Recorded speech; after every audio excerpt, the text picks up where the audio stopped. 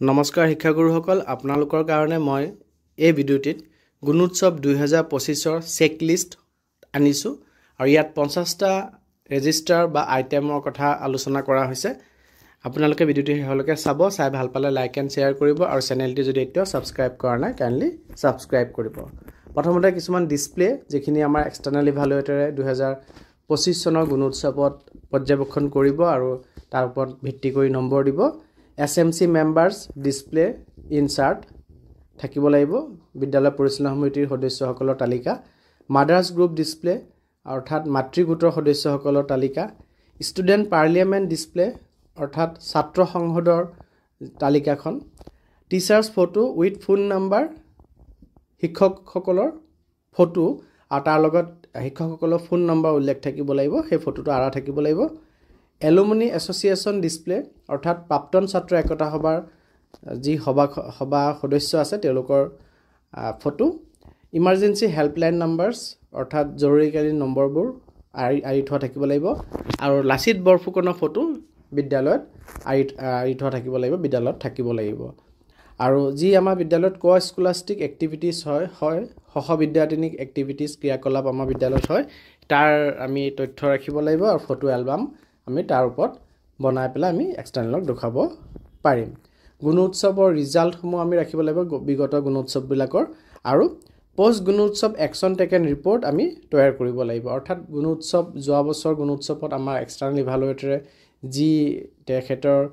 confidential ৰিপৰ্টত যেখিনি কথা উল্লেখ কৰিছিল সেই কথাখিনিৰ ওপৰত বেছ কৰি পেলাই বা যোৱা গুণোৎসৱৰ ফলাফলৰ ওপৰত বেছ কৰি আমি এই গুণোৎসৱৰ বাবে কি ধৰণে প্ৰস্তুতি লৈছিলো কি স্টেপ লৈছিলো বা কি পৰিৱৰ্তন আমি গোটে বছৰটোত বিদ্যালয়ত আনিব পাৰিছো এই কথাখিনি এক একচন টেকেন ৰিপৰ্ট বিদ্যালয়ত থাকিব লাগিব এই সম্পৰ্কে এটি ভিডিও মোৰ বনোৱা আছে আপোনালোকে কেনেকৈ দৰে এক্সটাৰ্নাল ইভালুৱেটৰে যোৱা বছৰ কি ৰিপৰ্ট দিছিল অনলাইনত হেতু আপোনালোকে চাব বা কি দৰে আগবাঢ়িব লাগিব আপোনালোকে মোৰ চেনেলটি সাবস্ক্ৰাইব কৰি পেলাই যদি post Gunotsav action taken report বুলি সাৰ্চ কৰে তেন্তে নিশ্চয় সেই ভিডিওটি পাব আকৌ স্কুল অডিট আমাৰ সোশ্যাল অডিটে হওক বা জেনেৰেল অডিট হওক যি অডিট হয় তাৰ তথ্যখিনি আমাৰ বিদ্যালয়ত ৰাখিব লাগে ওয়াটাৰ টেষ্টিং ৰিপৰ্ট পানী পৰীক্ষাৰ ৰিপৰ্টটো আমি ৰাখিব লাগে হেতু আমাৰ হাইজেনৰ ক্ষেত্ৰত হয় আৰু SMC প্ৰসিডিং বুক আমি ৰাখিব লাগে ওয়াল মেগাজিন এটা বনাব লাগে বিদ্যালয়ত তাৰ পিছত লাইব্ৰেৰী বুক ৰেজিষ্টাৰ ৰাখিব লাগে যিখিনি বুকছ আমাৰ লাইব্ৰেৰীত আছে সেই বুকছখিনি তথ্য আৰু লাইব্ৰেৰী বুকছ ইস্যু ৰেজিষ্টাৰ অৰ্থাৎ ছাত্ৰ ছাত্ৰীসকলক দিয়া হৈছে আৰু তেওঁলোকৰ পৰা উভতাই লোৱা হৈছে তাৰ তথ্য আমি ৰাখিব লাগে PM পোষণৰ তিনিটা ৰেজিষ্টাৰৰ কথা আমি জানোই daily performance record register food grains register আৰু একাউন্ট মেইনটেনেন্স ৰেজিষ্টাৰ একিটা আমি বিদ্যালয়ত ৰাখিব লাগে আৰু PM পোষণৰ যি উইকলি মেনু ৰিভাইজ হৈছে সেই ৰিভাইজ মেনুটো আমি ৰাখিব লাগিব ৰিভাইজ মেনু বিষয়ে যে আপোনালোকে এতিয়ালৈকে গম পোৱা নাই তেন্তে মোৰ চেনেলত ভিডিওটি আপলোড কৰি থোৱা আছে আপোনালোকে চাব পাৰে এই বৰ্তমান আমাৰ ৰিভাইজ মেনু প্ৰকাশ পাইছে আগৰ মেনুটো আমাৰ নাই PM পোষণ ফুড টেষ্টিং ৰেজিষ্টাৰ আমি বিদ্যালয়ত মেইনটেইন কৰিব লাগে অৰ্থাৎ ছাত্ৰ ছাত্ৰীসকলক মিড ডে মিল খাবলৈ দিয়াৰ আধা ঘণ্টা আগত শিক্ষক বা পৰিচালনা সমিতিৰ সদস্য বা মাতৃগোটৰ সদস্য কোনোবাই তাক টেষ্ট কৰিব লাগে আৰু তাৰ কোৱালিটি ঠিক থাকিলে ছাত্ৰ ছাত্ৰীক দিব লাগে সেই টেষ্টিং ৰেজিষ্টাৰটো আমি মেইনটেইন কৰিব লাগে আকৌ ডাইজেষ্টাৰ মেনেজমেন্ট প্লেন আমি বিদ্যালয়ত বনাব লাগে স্কুল ডেভেলপমেন্ট প্লেন আমি বিদ্যালয়ত বনাব লাগে যদি কাৰোবাৰ নাই আৰু কিদৰে বনাব লাগে আপোনালোকে মোৰ চেনেলত ইয়াৰ ওপৰতো ভিডিও পাই যাব লিভ ৰেজিষ্টাৰ বিদ্যালয়ত মেইনটেইন কৰিব লাগে ফিক্স এছেট ৰেজিষ্টাৰ আমাৰ বিদ্যালয়ত থাকিব লাগে TLM ৰেজিষ্টাৰ থাকিব লাগে ষ্টক ৰেজিষ্টাৰ থাকিব লাগে হেল্থ কেম্প ৰেকৰ্ড থাকিব লাগে অৰ্থাৎ বিদ্যালয়ত ডক্টৰ ভিজিট দিয়ে আৰু যি হেল্থ কেম্প অনুষ্ঠিত হয় তাৰ ৰেকৰ্ড আমি ফটোগ্ৰাফ ৰাখিলেও হ'ব FLN ৰেকৰ্ড ৰেজিষ্টাৰ আমাৰ থাকিব লাগে FLNত আমাৰ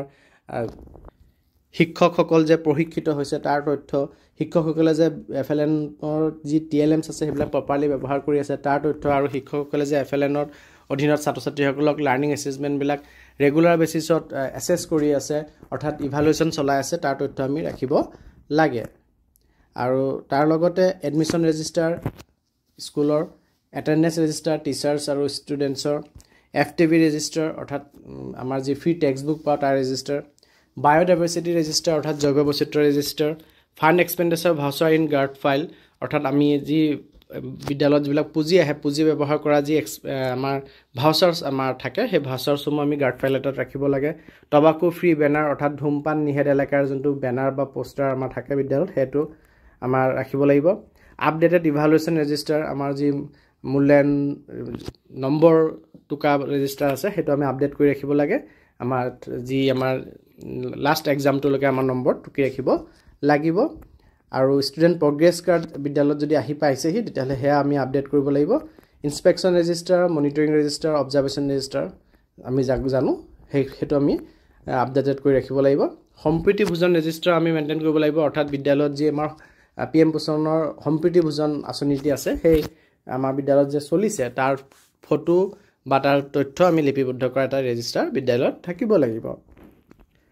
পেৰেণ্ট টিচাৰ মিটিং ৰেকৰ্ড আমাৰ থাকিব লাগিব PTMৰ স্কুল সেফটি কমিটি বিদ্যালয়ত থাকিব লাগে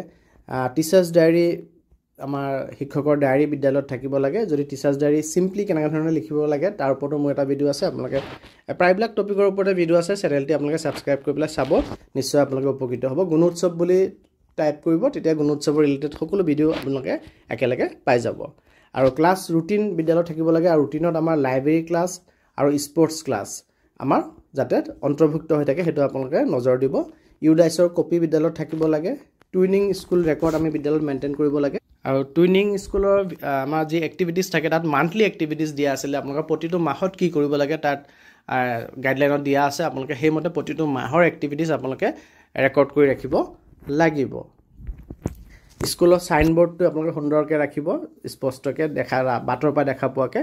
PM পোষণৰ লগ বিদ্যালয়ত থাকিব লাগিব বিদ্যাঞ্জলি ৰেকৰ্ড থাকিব লাগিব বিদ্যালয়ত বিদ্যাঞ্জলিৰ অধীনত আমি যি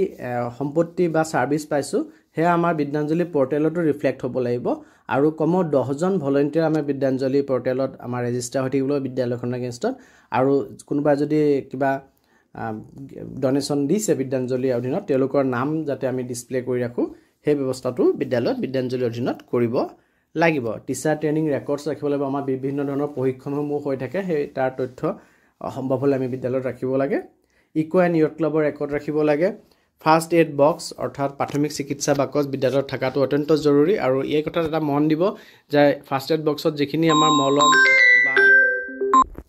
বা ঔষধবোৰ যাতে এক্সপায়াৰ হৈ যোৱা ঔষধ নাথাকে বহুত স্কুলত নাও দেখা যায় ঔষধ যে আনিছিলে বা ডেটল যে ৰাখিছিলে হেতু এক্সপায়াৰ হৈ গ'ল কিন্তু তেনেকৈ ৰাখি থৈ দিয়ে এটো বহুত ডাঙৰ কথা হৈ যাব গতিকে সেই কথাটো আপোনালোকে মন দিব যাতে মেডিচিনখিনি এক্সপায়াৰ্ড মেডিচিন নহয় সেই কথাটো মন দিব কিচেন গাৰ্ডেন আৰু ফ্লাৱাৰ গাৰ্ডেন অৰ্থাৎ সবজি বাগান আৰু ফুলৰ বাগান বিদ্যালয়ত থাকিব লাগে আৰু ডাস্টবিন দুই ৰকমৰ থাকিব লাগে এটা ডিগ্ৰেডেবল আৰু এটা নন ডিগ্ৰেডেবল অতি কম দুই ৰকমৰ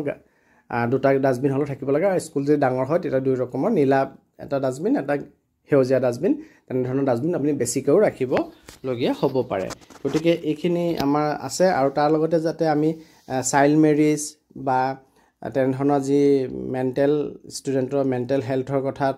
এনে ক্ষেত্ৰত আমি যি এৱাৰনেছ প্ৰগ্ৰাম যদি বিদ্যালয়ত কিবা অৰ্গেনাইজ কৰিছিলোঁ সেইখিনি কথাও আমাৰ থাকিব লাগিব হেলথ কেম্পৰ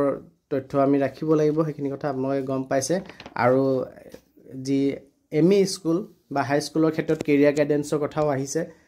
লাইফ স্কিল এডুকেশ্যনৰ কথাও আহিছে আৰু স্যানিটাৰী পেডৰ কথাও আহিছে সেইখিনি আপোনালোকে গাইডলাইনত পাই যাব সেই কথাখিনিও আপোনালোকে মন দিব গতিকে আমি এইখিনি বস্তু আমি হাজু কৰি পেলাই আমি যদি